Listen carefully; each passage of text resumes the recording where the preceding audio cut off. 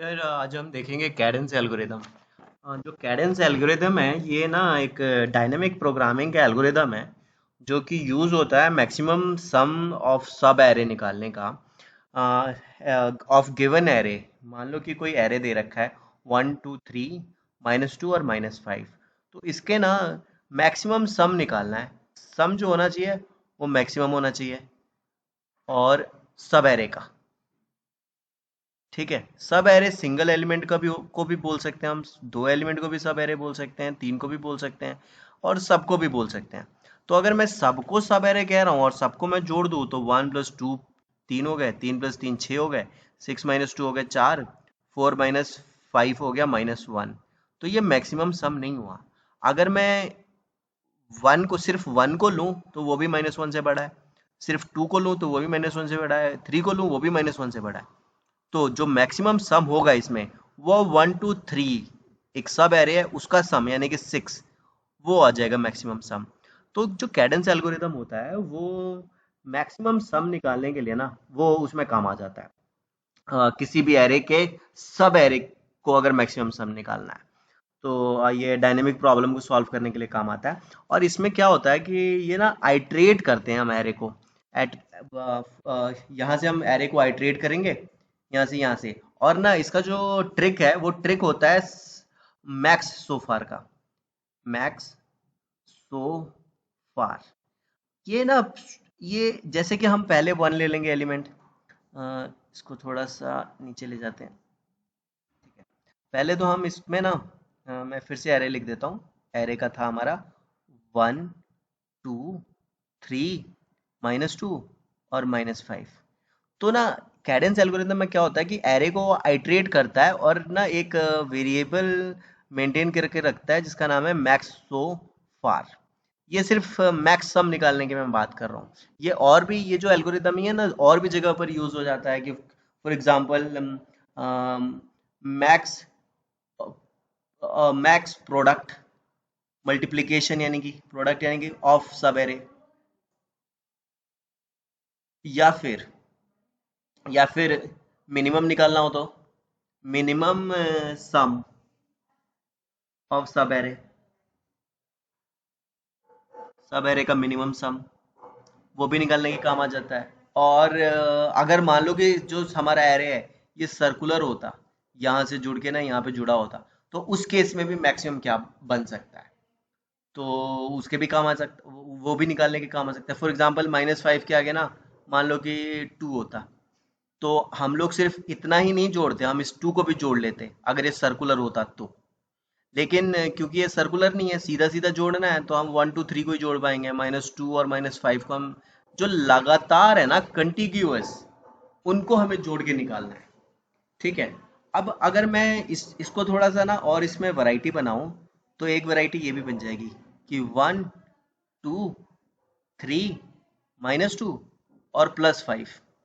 और ये सर्कुलर नहीं है, मान लो सीधा सीधा करना है हमें, तो हम 1 और 2 को जोड़ेंगे तो 3 आ जाएगा, 3 और 3 को जोड़ेंगे तो 6 आ जाएगा, 6 में -2 को जोड़ेंगे तो 4 हो जाएगा, 4 में 5 जोड़ेंगे तो 9 आ जाएगा। तो 9 भी बहुत मैक्सिमम है। तो 9 भी मैक्सिमम सम बन सकता है जब हम सारे एलिमेंट को ही जोड़ लें, सारे एलिमेंट को हम सब एरे बोलें और सबको जोड़ लें, तो हमें मैक्सिमम 9 मिल जाएगा। तो हमें मैक्सिमम निकालना है। और ना जितने भी नंबर हम जोड़ रहे हैं लगातार जोड़ने हैं। हम बीच में -2 आ गया था, हमने उसको भी जोड़ लिया, भले 2 नंबर का नुकसान हो गया लेकिन मैक्सिमम तो दिया कम से कम। तो हमें यही निकालना है। अब मैं इसका ट्रिक बताता हूँ ये कैसे काम करता है। ये काम करता है ऐसे। मैं फिर से उसी एरे को लिख लेता हूँ। 1 था, 2 था, 3 था, -2 था, -5 था। ठीक है। तो सबसे पहले ना जो मैक्स सो फार होगा, मैक्स सो फार में ना हम लिख देते हैं array of zero. Max so फार मान लो कि हमने इसको मान लिया कि अभी तक जो हमारा मैक्सिमम है 1 मिल चुका है। ठीक है। और उसके बाद हम एक और एलिमेंट ले लेंगे जिसको हम बोलेंगे मैक्सिमम, या फिर रिजल्ट बोल लो इसको, चाहे मैक्सिमम बोल लो, मैक्सिमम बोल लेते हैं।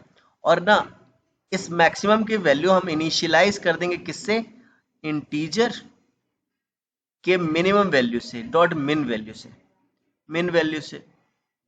जिसकी वैल्यू नेगेटिव में बहुत बड़ी सी वैल्यू आ जाएगी, 19 जो भी आती है।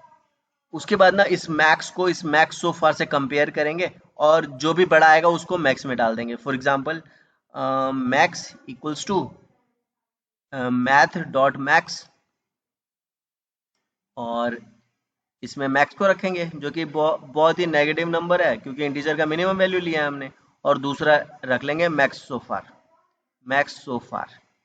तो हमारा जो ये मैक्स है ये अपडेट हो जाएगा और इसकी वैल्यू आ जाएगी 1, क्योंकि हमने मैक्स सो फार अभी तक 1 ही रखा था। उसके बाद आइट्रेशन में हम आगे बढ़े तो हमने 1 + 2 कर दिया, 3 हो गया। उसके बाद हमने 3 को डाल दिया मैक्स में, मैक्स भी 3 हो गया। ये कंपैरिजन करके इसको ऐसे कर लो, चाहे इफ लगा के कर लो। फॉर एग्जांपल अगर मैं इफ लगाता कि if max smaller than max so far, max so far से अगर ये छोटा है तो मैक्स की वैल्यू मैं अपडेट कर दूं मैक्स सो फार से। मैक्स सो फार के मतलब है कि अभी तक मैक्सिमम, अभी तक कितना मैक्सिमम हमारे पास आ चुका है उसको तब तब हम अपडेट करेंगे जब जब ये छोटा रहेगा। मान लो कि मैक्स सो फार में ना जोड़ते जोड़ते जोड़ते ये तो नेगेटिव में चला गया, तब हम इस मैक्स को अपडेट नहीं करेंगे। जब जब मैक्स सो फार अगर हमें बड़ा मिलेगा तभी हम मैक्स को अपडेट करेंगे। चलो, तो शुरू में हमें मैक्स 1 मिल गया, उसके बाद 1 + 2 किया तो 3 भी मैक्स से बड़ा है तो मैक्स हो गया 3, और उसके बाद फिर +3 हुआ तो 6 हो गया मैक्स सो फार। तो ये 3 भी छोटा हो गया, मैक्स अभी भी छोटा हो गया, तो मैक्स सो फार की 6 की वैल्यू अब मैक्स हो गया हमारा 6। ठीक है, 6 के बाद ना -2 किया हमने मैक्स सो फार में। जैसे ही -2 किया तो मैक्स सो फार हो गया 4, और पर हमारा मैक्स तो 6 हो चुका है।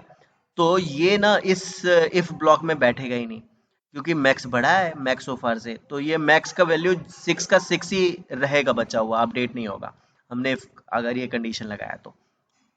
उसके बाद हमने -5 ऐड किया मैक्स सो फार में, तो मैक्स सो फार की वैल्यू तो -1 हो गई, और हमने जो मैक्स तो हमने 6 कर रखा था, अभी भी मैक्स अपडेट नहीं होगा छोटी वैल्यू से, बड़ी वैल्यू मेंटेन रहेगी और हमारा रिजल्ट आ जाएगा मैक्स। तो ये एल्गोरिदम है। अब इसमें ना इसको हम नेगेटिव नंबर को कैसे हम अटेंड करेंगे और ये मैक्स को कैसे अपडेट करते रहेंगे, अब हम इसको कोड में देखते हैं।